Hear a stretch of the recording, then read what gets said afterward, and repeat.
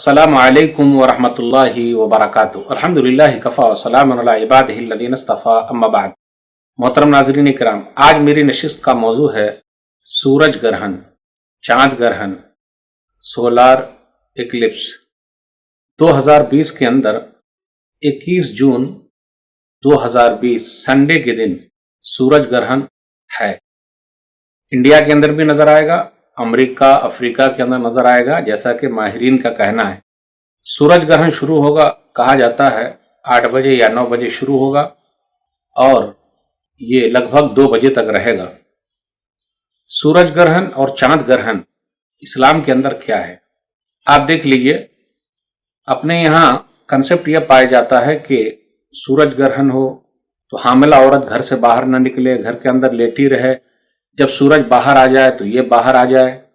لوگ کیا کرتے ہیں، ساحل سمندر میں جاتے ہیں، آنکھوں میں ماسک لگا لیتے ہیں، سورج کو دیکھتے رہتے ہیں، دوربین سے دیکھ رہے ہیں، کہیں کہیں لوگ خوشی منا رہے ہیں۔ ہمیں اور آپ کو کیا کرنا چاہیے؟ اسلام ہمیں کیا سکھاتا ہے؟ ہم ذکر و اذکار کریں، سبحان اللہ، الحمدللہ، اللہ اکبر کا ورد کریں، توبہ استغفار کریں، دعا کرتے رہیں، معافی مانگیں اللہ سے۔ سورج اور چاند گرہن غور کریں یہ کیا ہے۔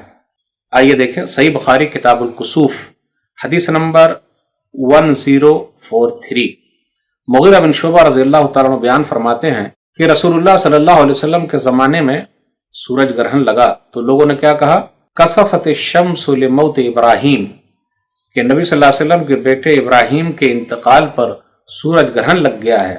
تو نبی صلی اللہ علیہ وسلم نے فرمایا، ان الشمس والقمر لا ينكسفان لموت احد ولا لحیاتی، سورج اور چاند کسی کی موت پر گرہن نہیں لگتے اور نہ کسی کی زندگی پر۔ فَإِذَا رَأَيْتُمْ فَصَلُّوا وَادْعُوا اللَّهَ، جب تم لوگ دیکھو سورج اور چاند کو گرہن لگتے ہوئے تو نماز پڑھو اور دعا کرو۔ پتہ یہ چلا ہمیں اور آپ کو کیا کرنی چاہیے، نماز پڑھنی ہے اور دعا کرنی ہے۔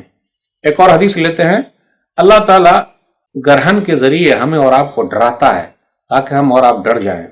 صحیح مسلم کتاب الکسوف حدیث نمبر 911، ابو مسعود انصاری رضی اللہ تعالیٰ عنہ کہتے ہیں کہ نبی صلی اللہ علیہ وسلم نے فرمایا، ان الشمس والقمر آیتان من آیات اللہ یخوف اللہ بہما عبادہ، کہ سورج اور چاند اللہ کی نشانیوں میں سے ہے اور اللہ تعالیٰ ان دونوں کے ذریعے اپنے بندے کو ڈرانا چاہتا ہے۔ اس لیے خوشی نہیں منانا بلکہ اللہ سے ڈرنا ہے۔ اللہ کی نشانیوں میں سے ہے سورج اور چاند گرہن۔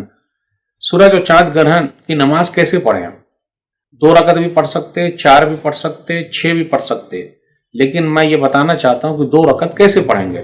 صحیح بخاری کتاب الکسوف حدیث نمبر 1065 اور اسی طریقے سے 1066 خلاصہ بیان کر رہا ہوں۔ 2 رکعت نماز کیسے پڑھیں گے؟ 2 رکعت نماز پڑھنی ہے 4 رکوع اور 4 سجدوں کے ساتھ۔ کیسے پڑھیں گے 2 رکعت نماز؟ نماز شروع کریں، اللہ اکبر کہے، اس کے بعد ثنا پڑھ لیں، سبحانک اللہم، اس کے بعد سورہ فاتحہ پڑھیں، اس کے بعد لمبی قرات کرنی ہے۔ اس کے بعد رکوع کے اندر گئے، لمبا رکوع کرنا ہے، رکوع سے اٹھے، سمع اللہ لمن حمدہ ربنا ولک الحمد کہے، تو سجدے میں نہیں جانا ہے بلکہ دوبارہ قرات شروع کر دینی ہے۔ کچھ لوگوں نے یہ کہا کہ سورہ فاتحہ پڑھنے کے بعد قرات شروع کریں جہاں سے چھوڑا ہے، یا پھر ویسے ہی قرات شروع کر دے۔ قرات میں ہے، لمبی قرات ہوئی، اس کے بعد رکوع کے اندر گئے، پھر رکوع سے اٹھے، سمع اللہ لمن حمدہ ربنا ولک الحمد کہا، تو گویا کہ ایک رکعت میں 2 رکوع ہو گئی۔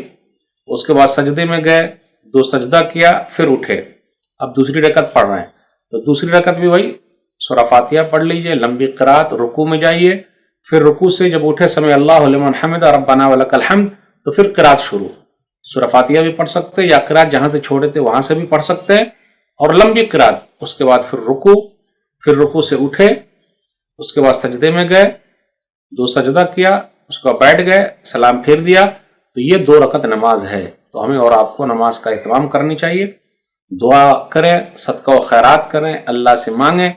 اور حاملہ خاتون جس کے پیٹ میں بچہ، گھبرانے کی ضرورت نہیں۔ لوگ کہتے ہیں کہ باہر نکلے گی تو بچے کو نقصان ہوگا۔ ارے نقصان لکھا ہوگا تو ہوگا۔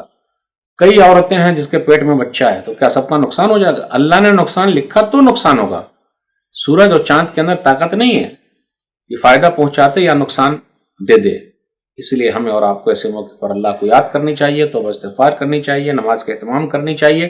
اللہ سے دعا ہے کہ اللہ تعالی ہم سب کو صحیح سمجھ عطا فرمائے، آمین۔ والسلام علیکم ورحمۃ اللہ وبرکاتہ۔